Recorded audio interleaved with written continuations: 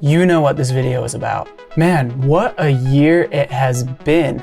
And like, out of all the years that all these incredible cameras are being released, of course, freelance is very slow.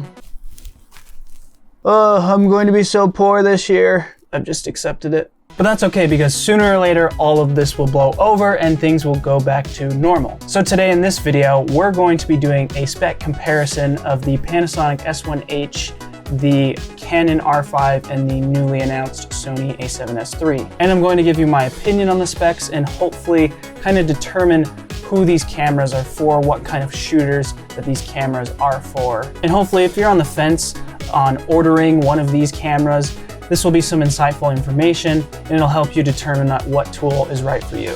Oh, and if you don't know who I am, my name is Dustin, your video tour guide. Please keep your arms and legs inside your chairs at all times. Sit back, relax, and enjoy the video. That didn't work.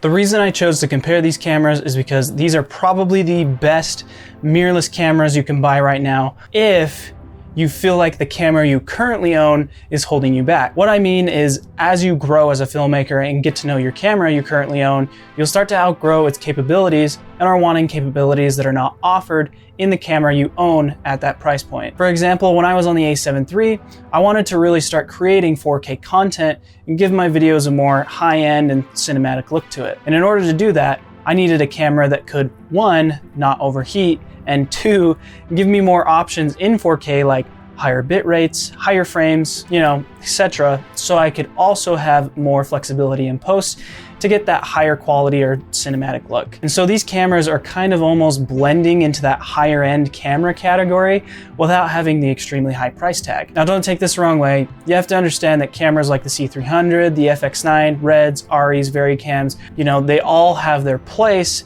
and you can still get more cinematic footage with a camera like an A7 III, but again, there are things that are limiting with cameras that are comparable in price to the A7 III. So with that, let's get into the specs. I'm going to tell you all the specs so you can see what the cameras look like on paper, and then once we get all of that out of the way, I will give you my personal opinion on the cameras and what kind of shooters I think the cameras are for.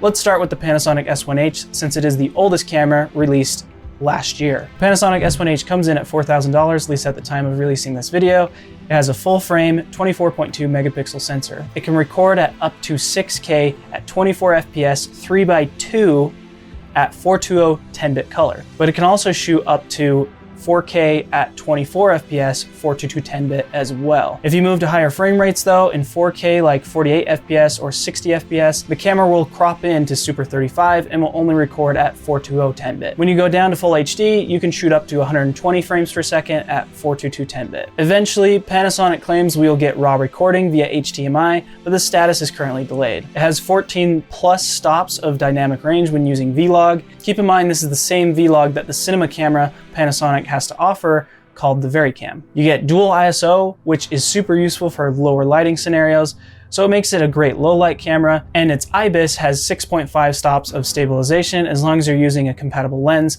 with the optical image stabilization. The autofocus is a contrast-based system, which we all know is not super great at all for video, but it does have unlimited recording in all shooting modes with no overheating issues because of the built-in fan on the camera. It has a flippy tilty screen, and the tilty part is important, and it also supports timecode sync via the flash synchro socket with the BNC conversion cable. There's some very useful features as well on the camera, like waveform monitor, anamorphic modes with D-squeeze monitoring, a 2-hour battery life, DC power via USB-C, a weatherproof and freeze-proof design, and is a great hybrid photo camera that uses L-mount lenses. So I know a lot about this camera because I'm currently filming on it, and like I mentioned, it was released almost a year ago, so I've actually had it for, coming up on a year now, and it still has some very impressive specs. But let's move on to the Canon R5. The R5 comes in at $38.99 and it has a full frame 45 megapixel sensor. It can record 8K 24 FPS raw 12-bit, which is just insane. But you can also record at 8K 24 FPS 422 10-bit and 4K at 120 FPS 422 10-bit.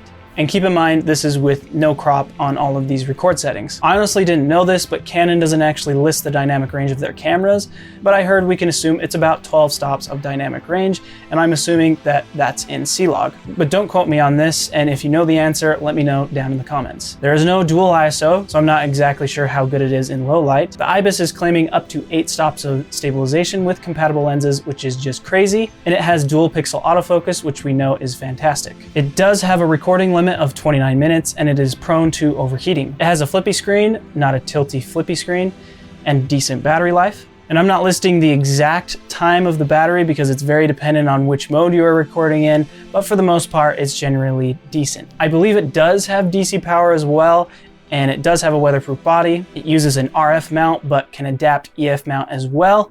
And I totally realize that you can adapt EF to all 3 of these cameras, but you'll most likely get the most out of the EF lenses adapting them to a Canon body. And lastly, this is a very capable photo camera. Now, the moment you've been waiting for, the long-awaited A7S III. The A7S III comes in at 3500, and it has a 12.1 megapixel sensor. It can shoot up to 4K 60 FPS at 4:2 10-bit with no crop, and it also can achieve 4K 120 FPS 4:2 10-bit at a 1.1 crop, and can even record up to 240 FPS at 4:2 10-bit in full HD. That's pretty awesome. It's also claiming it'll be able to record at 16-bit RAW over its full-size HDMI. We've got 15 plus stops of dynamic range in S-Log 3 with no dual ISO, but honestly, this camera doesn't need dual ISO because it's a low light monster. It can do 5.5 stops of stabilization. It's got face detect autofocus, which is fantastic as we know,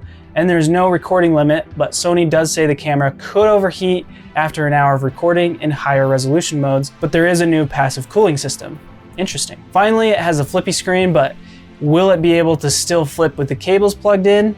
I guess we'll see. We can expect good battery life, and DC power can be done via USB-C. It is a capable photo camera with the drawback of the sensor just being a 12.1 megapixels. All right, so there's what the cameras look like on paper.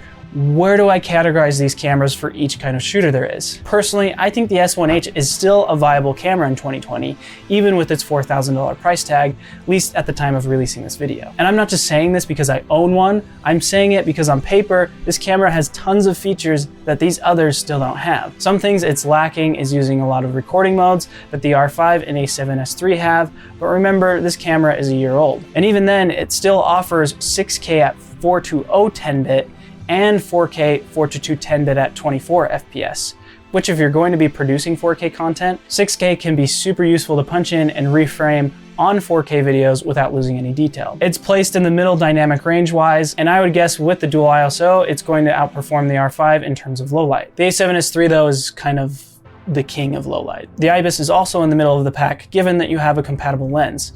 It places at the top with no recording limit and no overheating, but keep in mind it can achieve a lot of the recording modes the R5 and A7S III have. And most likely the mode that's going to produce the most heat is if you're shooting in 4K 120. Probably this camera's biggest downside when comparing to these ones is its autofocus.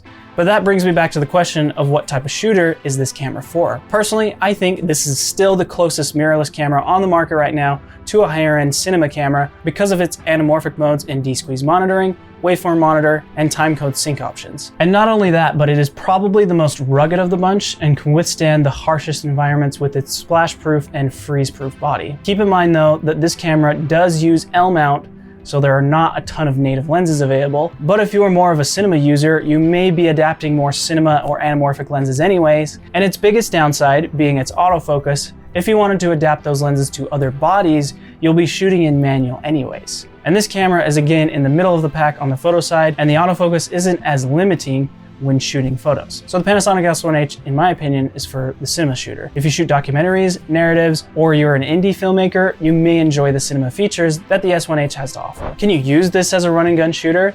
Of course, because it's also built for that, but you may have a better experience as a run and gun shooter with the other bodies. Oh, and definitely not the best YouTube/vlog camera because it is a heavy beast. So now, who is the R5 for? It comes in at the middle of the pack as far as cost goes, and it tops everybody off resolution and bit depth wise, being able to record 8K RAW 12-bit, but of course, there's a catch with the overheating and continuous recording limitation. The R5 is still not available, so we don't know what modes and scenarios exactly that this limitation will happen, but Canon has been pretty open about the overheating. It does have the highest megapixel sensor at 45, but it falls short on dynamic range and in low light. It does come out on top though with the IBIS and has fantastic autofocus. It does have just a flippy screen and it can be used while using USB-C for power, but I'm a little worried that if you're using it over USB-C power, it's going to increase the chance of the camera overheating. You are getting RF mount, which is pretty new, but can adapt EF lenses, and more than likely you will get the most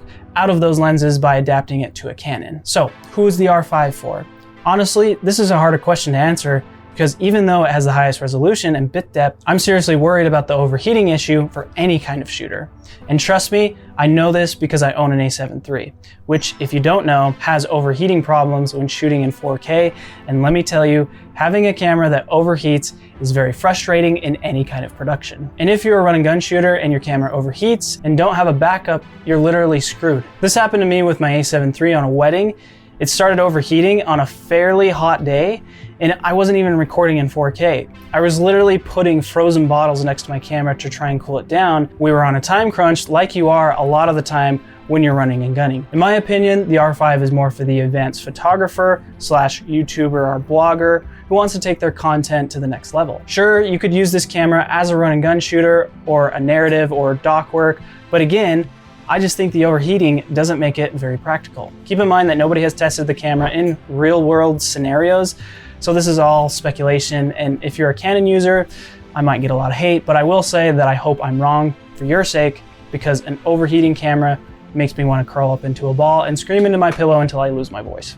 Now, the A7S III is the cheapest at $3,500, and it has a 12.1 megapixel sensor. To me, it is also the simplest when it comes to the recording rates. It doesn't do 6K or 8K RAW, but most of us probably don't need 6 or 8K, but you do get the slowest FPS on the camera at 240 FPS in 1080 at 4:2 10-bit. It will be able to do up to 16-bit RAW externally. It comes top of the pack with 15 plus stops of dynamic range, and sure, it doesn't have dual ISO, but because of its 12 megapixel sensor, it is the king in low light and doesn't really need it. It is in the bottom on the IBIS stabilization, but one thing it does have is gyroscope information similar to what the FX9 does. So in post, you could theoretically stabilize the footage to be extremely smooth. Really, dual pixel and phase detect autofocus are very similar when talking reliability, so the R5 and A7S III easily beat out the S1H. It has no recording limit, but there is still a chance of overheating. Luckily, it has some kind of passive cooling, so I would say that for most scenarios, overheating won't be a problem unless you're shooting at 4K 120 for longer periods of time, or maybe shooting outside on a hot day in the blazing sun for long periods of time. We do get a flippy screen and full-size HDMI, which is very convenient, but will we be able to flip the screen even with the cables plugged in? We will see. My guess is, as well, similar to the R5, if you're using USB-C for power, you're increasing your chance of overheating the camera, but the advantage is the passive cooling that the A7S III has to help with this, and it all comes in a weather-sealed body. Personally, I think the A7S III is the perfect camera for the run and gun shooter, and is going to be a great camera for documentary shooters and possibly narratives. But again, it seems to still lack cinema features you find on the S1H. It does have the most lenses to offer, being an E-mount, and most likely will be a great vlogging / YouTuber camera, but it is the weakest on the photo side. So if you're a photographer and do some video work, I'd probably consider the other two, and more the R5 than the S1H, since the S1H is also more video focused, unless you're wanting to really get into video and possibly shoot on cinema cameras one day. Now, there is still so much to talk about and test on these cameras, like all-eye versus long-op recording modes offered, menus, customization, real-world scenarios, features, full pixel readout, cost of accessories on the camera, basically a ton. But I think I will save that for another video, since the R5 and A7S III are still in nobody's hands. What am I doing, you ask? Am I selling my S1H? The answer is no. The S1H has those cinema-like features that I'm super excited to still test out and use on my career as a filmmaker, and it really fills the gap that these other cameras don't fill. Am I getting an R5 or a A7S III? The answer is yes. I personally don't own any Canon glass, including EF mount glass, but I will have both cameras in my hands ASAP. I pre-ordered the A7S III because I own Sony glass, and for me, it will also be very useful in my more run and gun situations, and will probably become the camera I use to film myself for most of these videos, mostly for the autofocus. So stay tuned and expect a more in-depth review in the future, doing a real side-by-side of all three cameras, probably near the end of September. That's all I got for you guys. I hope this comparison was helpful, and if it was, be sure to give the video a double thumbs up. Also, be sure to check out the affiliate links in the description if you want to support the channel, and of course, you can pre-order or buy any of these three cameras from the description, and be sure to hit the subscribe button and the bell button if you want to be notified when those new videos are uploaded. In the meantime though, happy filming.